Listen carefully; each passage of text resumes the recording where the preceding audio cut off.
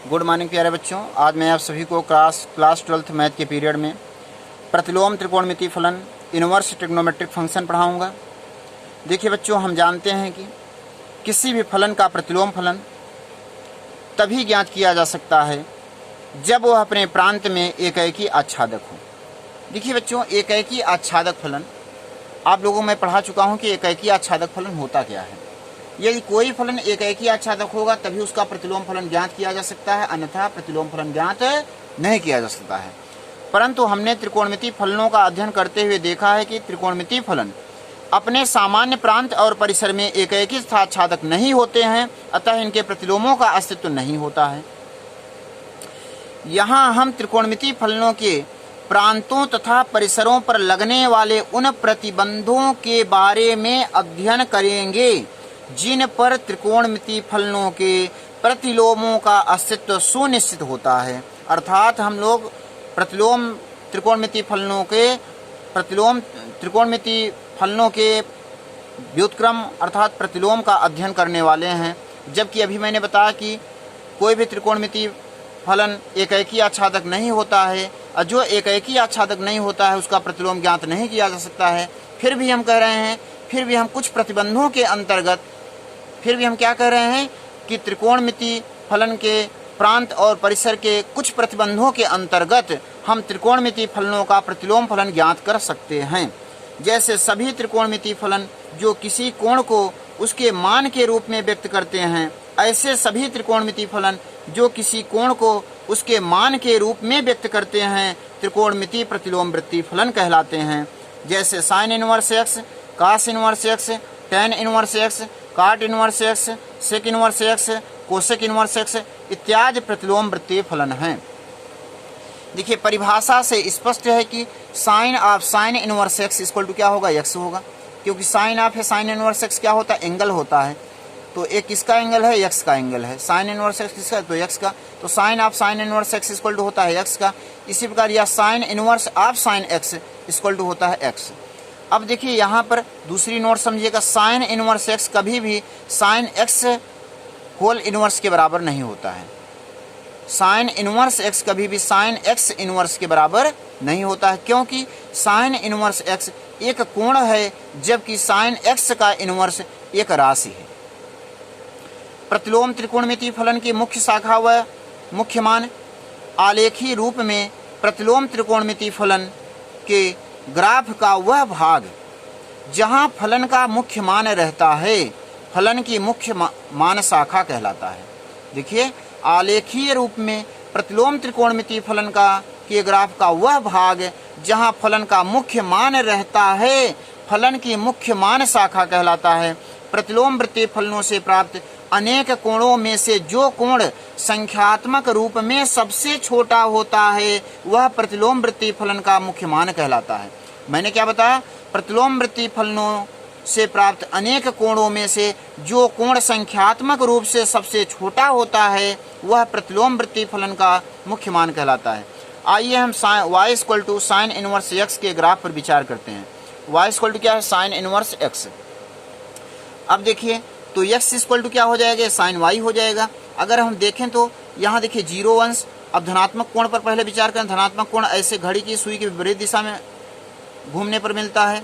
तो धनात्मक कोण हमारा है, धनात्मक कोण होगा 0 अंश π/2, पाई 3π/2, फिर 2π। ऋणात्मक कोण घड़ी की दिशा में घूमने पर मिलता है, यहाँ 0 है, फिर -π/2, -π, -3π/2, -2π।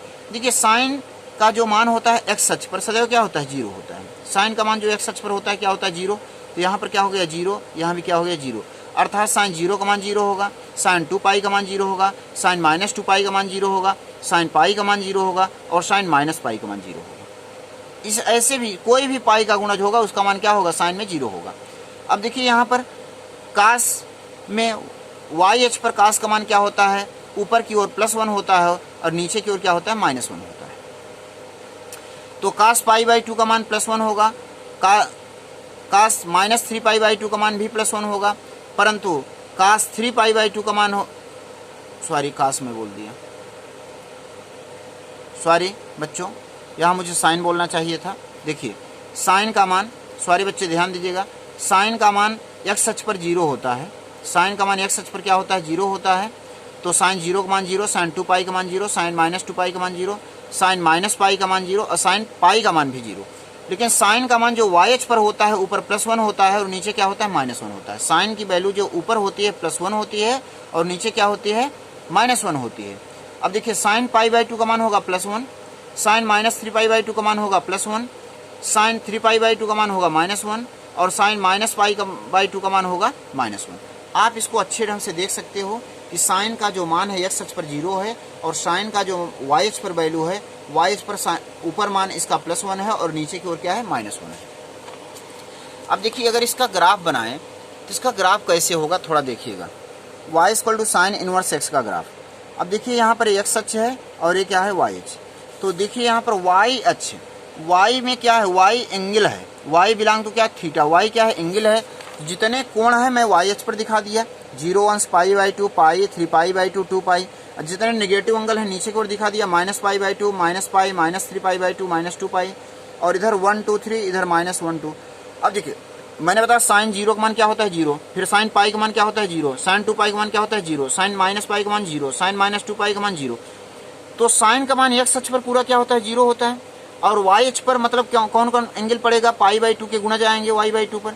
जैसे -π/2 का मान देखिए साइन -π/2 का मान क्या है -1 है, फिर साइन 3π/2 का मान भी क्या है -1 है। इसी प्रकार साइन π/2 का मान क्या है +1 है और साइन -3π/2 का मान क्या है +1, आप देख सकते हैं। तो अब इसको सारे पॉइंट को दिखाने के बाद इसका मैंने ग्राफ ऐसे बनाना चालू कर दिया, सारे बिंदुओं को मिलाते हुए ऐसे ग्राफ खींच दिया। जब ग्राफ खींच दिया तो आप देखिए इसमें बहुत सी शाखाएं मिल रही हैं। अब देखो इसको एकाएकी बताने के लिए मैंने बताया था कोई फलन एकाएकी कब होता है जब x अक्ष के समांतर खींची गई रेखा उस फलन को कोई केवल एक बिंदु पर काटते हैं तो वह एकाएकी फलन होता है। देखिए यहाँ अगर ग्राफ x अक्ष से समांतर रेखा खींच दें जिसको केवल एक बिंदु पर काटेगी। अब इसके देखिए बहुत सारी शाखाएं, जैसे पहली शाखा हम देखें तो -π/2 से +π/2 है। देखिए यहाँ से ग्राफ लें तो -π/2 से +π/2।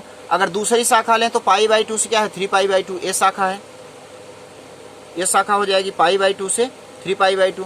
अगर इधर भी शाखा ऐसे लें तो यहाँ देखिए -3π/2 से -π/2 भी है। ऐसे इसमें बहुत सारी शाखाएं होती हैं, अनंत शाखाएं होती हैं। तो उसमें से उस शाखा को लेना है जिसमें वैल्यू सबसे छोटी हो रही है, जो संख्यात्मक रूप में सबसे छोटी हो। तो यहाँ पर मैंने देखा कि इस शाखा में लें तो इसमें पहले x की वैल्यू, x की वैल्यू क्या है देखिए प्रांत हमारा क्या है जो x अक्ष पर मान है, x अक्ष पर क्या है -1 और +1। देखिए जो इसकी वैल्यू है x अक्ष की जो वैल्यू है +1 से देखिए ग्राफ इधर नहीं बढ़ा है न तो ग्राफ ये इधर आया है। तो मतलब जो वैल्यू है ये साइन का जो साइन इनवर्स का ग्राफ है x अक्ष पर केवल -1 और +1 के बीच सिमट कर रह गया है। देखिए साइन इनवर्स का जो ग्राफ है x अक्ष पर -1 और +1 के बीच सिमट कर रह गया है। तो इसका प्रांत क्या होगा क्लोज इंटरवल -1, और इसमें परिसर क्या होगा, अगर परिसर इसका देखा जाए इस कंडीशन में इस शाखा के अंतर्गत तो इसका परिसर होगा -π/2 से +π/2। अतः y = साइन इनवर्स x का मुख्य शाखा परिसर होता है क्लोज इंटरवल -π/2 से +π/2। अब इसी प्रकार देखिए y = cos इनवर्स x का ग्राफ अगर देखना है तो y = cos इनवर्स x का ग्राफ देखने के लिए समझिए सबसे पहले y = cos इनवर्स x है तो x बराबर क्या होगा cos y, x बराबर क्या होगा cos y, x बराबर हो जाएगा cos उधर जाएगा cos y हो जाएगा। अब देखिए यहाँ पर मैं ऐसे चतुर्थांश बनाता हूँ, यहाँ 0 अंश π/2 पाई 3π/2 2 पाई, फिर निगेटिव एंगल 0 -π/2 -π -3π/2 -2 पाई। अब देखिए cos 0 का मान कितना होता है 1 होता है। अगर यहाँ पर 1 हो गया तो 100% फिर यहाँ -1 होगा, ध्यान रखिएगा। अगर x अक्ष या y अक्ष पर एक तरफ वैल्यू +1 हो गई तो दूसरी तरफ -1 हो जाएगी। तो अगर यहाँ cos 0 का मान 1 हो गया तो इधर क्या होगा -1 होगा। और अगर किसी भी अक्ष पर एक जगह वैल्यू 0 हो गई पूरे अक्ष पर वैल्यू क्या हो जाएगी 0। तो और देखो cos 0 का मान 1 हो गया, अगर इधर क्या हो गया +1 हो गया तो इधर क्या होगा -1। अब ऐसे cos 90 का मान 0 हो गया, 90 किधर पड़ता है y अक्ष पर, तो इस पूरे y अक्ष पर इसका मान क्या हो जाएगा 0। देखिए यहाँ भी 0 यहाँ भी 0। तो आप कहोगे cos 0 का मान 1, cos 2π का मान 1, cos -2π का मान 1, cos π का मान -1, cos -π का मान -1, cos π/2 का मान 0, cos -3π/2 का मान 0, cos 3π/2 का मान 0, cos -π/2 का मान 0। इतना समझ में आ गया। अब सभी बिंदुओं को ग्राफ बना देते हैं। देखिए x अक्ष पहले खींचा, x अक्ष पर मैंने क्या किया, x की वैल्यू दिखा दिया 1 2। देखिए यहाँ y क्या है, एंगल के रूप में है, y क्या है, एंगल के रूप में है। तो y अक्ष पर मैंने कोणों को दिखाया पहले, π/2, पाई, 3π/2, 2π, यहाँ -π/2, -π, -3π/2, -2π। तो y अक्ष पर एंगल दिखा और x अक्ष पर वैल्यू दिखा दिया 1 2 3, -1, -2, -3। अब देखिए मैंने अभी बताया कि cos 0 पे इसकी वैल्यू कितना है, 1 है। तो cos 0 पर 0 अंश पर, यहाँ 0 अंश है, 0 अंश पर इसकी वैल्यू कितना है, 0 अंश पर इसका मान कितना है, 1 है। तो मैंने 1 पे पॉइंट दिखा दिया। उसके बाद देखिए π/2 पे इसका मान कितना है, π/2 पे 0 है। तो π/2 पे मैंने क्या दिखा दिया, 0। ठीक, π/2 पे क्या होगा, 0 के सामने जाएगा 0। उसके बाद देखिए फिर पाई पे वैल्यू क्या है, -1। तो देखिए पाई पे क्या दिखा दिया, -1 दिखा दिया। ये देखिए -1 के सामने दिखा दिया। उसके बाद क्या है 3π/2 वैल्यू क्या है, 0। देखो 3π/2 0 दिखा दिया। उसके बाद क्या है 2π पे वैल्यू 1 है। तो देखिए 2π पे वैल्यू इधर देखिए a+1 के सामने दिखा दिया, 1 हो गया। इसी प्रकार cos -π/2, देखिए -π/2 पे इसकी वैल्यू क्या है, 0 है। तो -π/2 0 दिखाया। फिर cos -π पे इसकी वैल्यू -1 है। तो देखिए -π पे इसकी वैल्यू क्या, -1 के सामने दिखाया है। फिर -3π/2 पे इसकी वैल्यू 0 है। तो -3π/2 पे इसकी वैल्यू 0 दिखाया। उसके बाद -2π पे इसका मान +1 है। तो -2π पे देखिए इसका मान 1 के सामने है यहाँ। अब इन सारे बिंदुओं को मिलाते हुए मैंने एक ग्राफ खींच दिया, ऐसे सारे बिंदुओं को मिलाते हुए। तो इसका प्रांत क्या होगा, अब इसका प्रांत मतलब x अक्ष पर वैल्यू, x अक्ष पर देखिए ये फलन क्या है, -1 और +1 के बीच सिमट कर रह गया है। तो इसका प्रांत होगा क्लोज इंटरवल -1, 1। और इसका परिसर क्या होगा, देखिए इसका परिसर बहुत सी मुख्य शाखाएं इसमें मिल रही हैं। जैसे बहुत सी शाखाएं मिल रही हैं, उसमें मुख्य शाखा क्या है, शाखाएं बहुत सी हैं। जैसे एक शाखा है 0 से π है, दूसरी शाखा है π से 2π है। देखिए यहाँ भी ऐसे ग्राफ जा रहा है। और 0 से π से 2π, यहाँ क्या है -π से 0, और यहाँ क्या है -2π से -π। ये बहुत सी शाखाएं हैं। 3 शाखा में सबसे न्यूनतम मान वाली शाखा लेते हैं, जो संख्यात्मक रूप में सबसे छोटी है। तो हम लेते हैं 0 से π, ये हमारी मुख्य शाखा, जिसको हम उस पर y = cos इनवर्स x किया परिसर बोलते हैं। तो क्लोज इंटरवल 0 से π।